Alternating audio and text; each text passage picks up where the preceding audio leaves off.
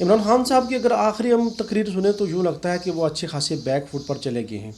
ذوالفقار مرزا صاحب کے گھر کی حاضری بھی ہو چکی ہے۔ اب دیکھنا یہ ہے کہ وہ اپنی حکومت کو بچانے میں کامیاب ہوتے ہیں یا نہیں، لیکن جب ہم نمبرز دیکھتے ہیں، تعداد دیکھتے ہیں، تو یوں لگتا ہے کہ اپوزیشن کے پاس جو ہے وہ لوگ زیادہ ہیں اور حکومت جو ہے وہ اچھی خاصی اس معاملے میں کمزور نظر آ رہی ہے، اور ایسی صورتحال میں یہی لگتا ہے کہ اب عمران خان صاحب کو گھر جانا ہوگا۔ وہ اس لیے کہ مسلم لیگ نون اور کاف لیگ کے مابین کافی حد تک معاملات طے ہو چکے ہیں، اور نون لیگ جو ہے وہ کاف لیگ کو پنجاب کے اندر وزارت اعلیٰ دینے پر راضی ہو چکی ہے۔ اسی طرح کراچی کے اندر ایم کیو ایم اور پاکستان پیپلز پارٹی کے معاملات بھی کافی حد تک طے ہو چکے ہیں، وہ آپس میں انہوں نے وزارتوں کے حوالے سے بھی ڈیل کر لی ہے،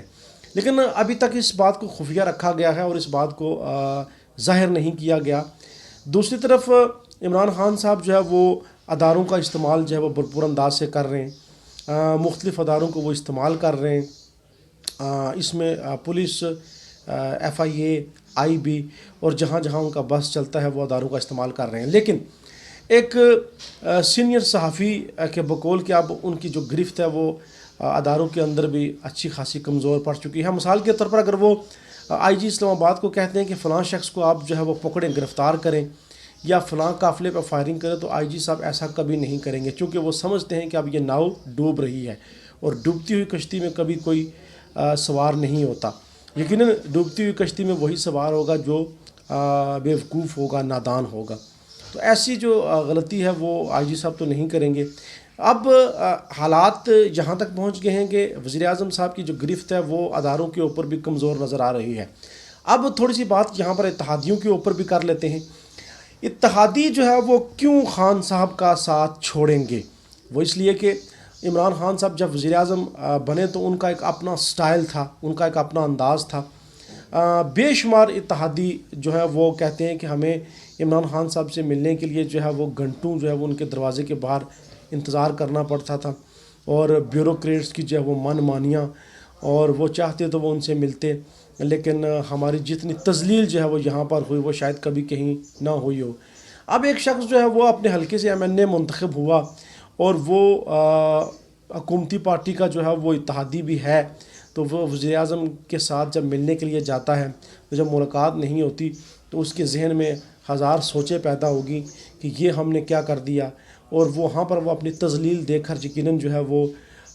اس کا جو فیصلہ ہے اس موقع کے اوپر وہ ضرور تبدیل ہوگا۔ اتحادیوں کے ساتھ کوئی زیادہ خوشگوار تعلقات نہیں رہے تحریک انصاف کے، اتحادیوں کے ساتھ کوئی بہت اچھا سلوک نہیں رہا عمران خان صاحب کی طرف سے، اس لیے اب حالات جو ہے وہ کافی خراب ہو چکے ہیں۔ اب حالات یہاں تک پہنچ چکے ہیں کہ جن لوگوں کو ملنے کے لیے عمران خان صاحب وقت نہیں دیتے تھے، اب جو ہے وہ دوڑ دوڑ کر ان کے گھروں کے اندر حاضری لگواتے ہیں۔ ذوالفقار مرزا صاحب کے گھر پہنچے،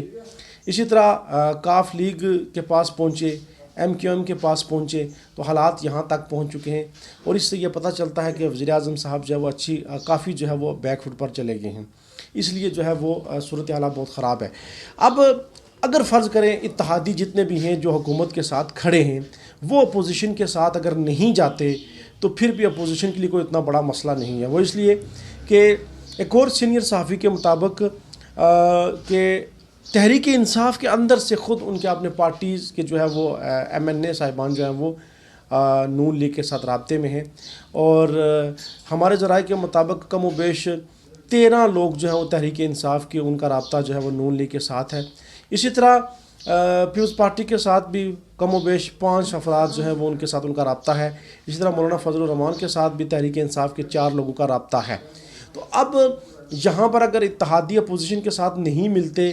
تو کوئی اتنا بڑا مسئلہ نہیں ہے، چونکہ تحریک انصاف کے اندر جو ہے وہ اتنی توڑ پھوڑ ہو چکی ہے، ان کے اپنے ممبران اسمبلی جو ہے وہ اپوزیشن کے ساتھ مل چکے ہیں کہ اپوزیشن کو جو ہے وہ اب اتحادیوں کی بھی اتنی ضرورت نہیں ہے، لیکن اس کے باوجود اتحادی بھی جو ہے وہ حکومت سے نالاں ہیں، ناراض ہیں، اس لیے یہ جو بتی ہے اس بار گل لگتی ہے،